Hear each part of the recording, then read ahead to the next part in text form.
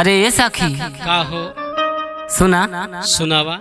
रंगदार होले साखी रंगदार होले साखी आजमगढ़ के लइका रंगदार होले साखी आजमगढ़ के लइका रंगदार होले साखी आजमगढ़ के लइका रंगदार होले साखी रंगदार होले साखी रंगदार होले साखी आजमगढ़ के लइका रंगदार होले साखी आजमगढ़ के लड़का रंगदार होले साखी आजमगढ़ के लड़का रंगदार होले साखी।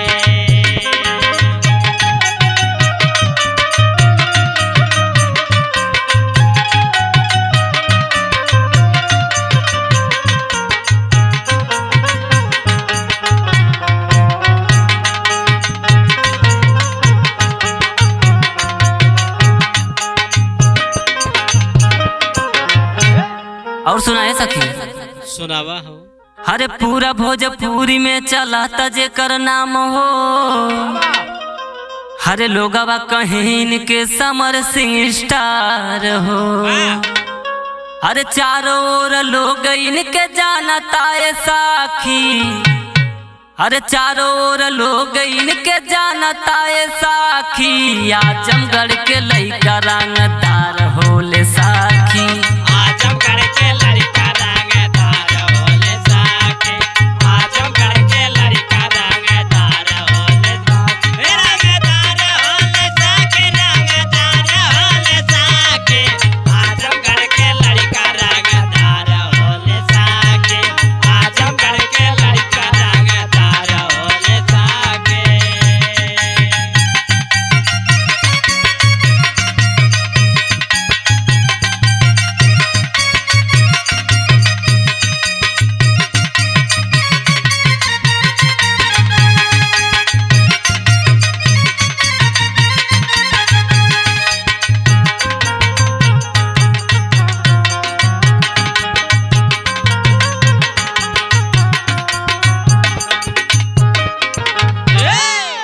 सुनाए सखी सुनावा हो।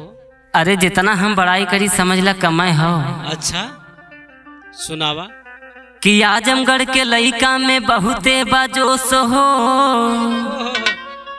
जे बोले ओके मारी के कदेले बेहोश हो सूर्यदेव रोशन न करिए स्वीकार सुना साखी सूर्यदेव रोशन न करिए स्वीकार सुना साखी आजमगढ़ के लइका रंगदार होले साखी।